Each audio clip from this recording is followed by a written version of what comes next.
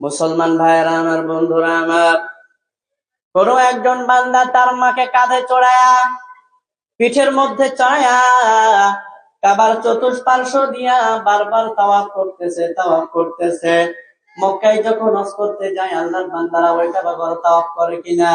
নিজের মাকে, বৃদ্ধ মাকে, মুরব্বী মাকে তার কাঁধের পিঠে চড়ায়া ওই ঘরটা বারবার তাওয়াফ করাইতেছে। হঠাৎ করে আল্লাহর নবী সাহাবে হযরত আব্দুল্লাহ ইবনে উমর রাদিয়াল্লাহু তাআলা আনহুর সাথে ওই বান্দার দেখা হয়ে যায়। সে ডাক দিয়া বলে, ও আব্দুল্লাহ ইবনে উমর, আমি হলাম আমার মায়ের বাদ্য ঘোড়ার মতো। অনেক সময় দেখবেন ঘোড়ার গাড়ি যারা চালান, হঠাৎ করে ঘোড়া কোন দিক দিয়ে ছিঁড়ে চলে গেছে আপনি নিজেও জানেন না। কথা বলেন ঠিক কিনা? গরু বেঁধে রেখেছেন, কোন ভাবে গরু গিট্টু খুলে চলে গেছে আপনিও জানেন না। হয় না এমন? আপনাদের তো গ্রাম এলাকা, আরো বেশি হওয়ার কথা। হয় না এমন? হঠাৎ করে দেখলেন নাই, আল্লাহর ওই বান্দা ডাক দিয়া বলে, আল্লাহর নবী সাহাবী হযরত আব্দুল্লাহ ইবনে উমর রাদিয়াল্লাহু তাআলা আনহুকে ডাক দিয়া বলেন, ওগো আল্লাহর নবী সাহাবে, আমি আমার মাকে আমার কোলের পিঠে চড়ায়া আমার মাকে আমি যে কাবা ঘর তাওয়াফ করাইলাম, আমার মা আমার জন্য যে কষ্ট করেছে, আমার মা আমার জন্য যে কষ্ট করেছে, তাকলিফ উঠাইছে, আমি আমার মায়ের ঋণ পরিশোধ করতে পারছি কিনা? পারছে? হ্যাঁ, আরো জোরে বলেন। পারে নাই।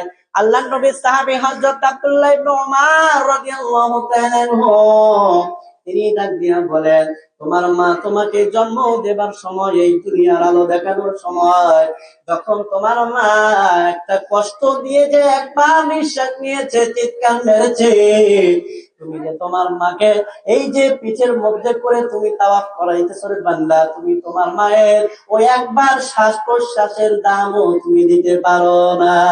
আল্লাহু আকবার। মা কষ্ট করে না? করে না? যারা মুরব্বী হয়েছেন তাদের মা করছেন না? তাহলে যদি করেন, তারাও যদি কষ্ট করে থাকেন, মা বাবা তো অনেকের দুনিয়াতে এখন নাই, তাই না? কার কার মা বাবা দুনিয়াতে নাই? একটু হাত তুলবেন কষ্ট করে। অথবা মা আছে বাবা নাই, কিন্তু বাবা আছে মা নাই। আলহামদুলিল্লাহ, অনেকেরই নাই, তাই না? এবার কথা হইল, নামাজ তো পড়েন ঠিক মতো?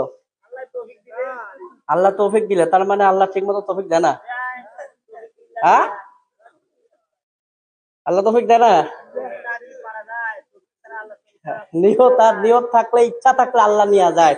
এখন মনে করেন আজান দিতেছে, আপনি মসজিদের পাশ দিয়ে যাইতেছেন, আপনি মসজিদ দিকে চাইলেন ওরা আজান দিতেছে, এটা কি দোষ আপনার না আল্লাহর? হ্যাঁ, তাহলে দেখেন, কথা হইল, মা যে কষ্ট করছে, আমি যেটা বলতে চাই, নামাজের পরে মার জন্য, মৃত মার জন্য, মৃত বাবার জন্য দোয়া করেন কে? একটু হাত তুলবেন।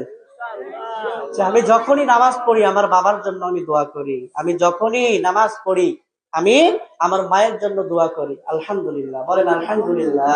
অনেকেই কাজটা করেন, এটা মা বাবার জন্য দরকার আছে না? যখন দুনিয়াতে আছে তখন তার সাথে ভালো ব্যবহার করা দরকার আছে না নাই? আর যখন মৃত্যুবরণ করে তখন দোয়া করা দরকার আছে না নাই? এখন তো আর আপনার মা চাইলে সকালবেলা উঠে কোরআন পড়তে পারে না যখন গোরস্থানে আছে, তাই না? বাবা সকালবেলা উঠে তাহাজ্জুদের নামাজে দাঁড়াইতে পারে না, আমলের দরজা তো বন্ধ, কিন্তু সন্তান যে দোয়া করবে এইটা তো মা বাবার কবরে যাইতেই থাকবে। বলেন সুবহানাল্লাহ।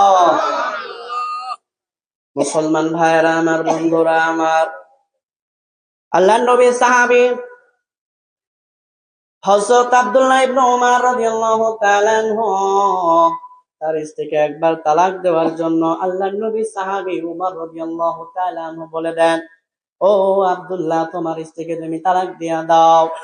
তখন সাথে সাথে তিনি আর ঘরে রাখেন নাই, স্ত্রীকে তালাক দিয়ে দিয়েছেন, কোনো যাচাই করেন নাই, কারণ বাবা আদেশ দিয়েছেন। কথা বলেন ঠিক কি?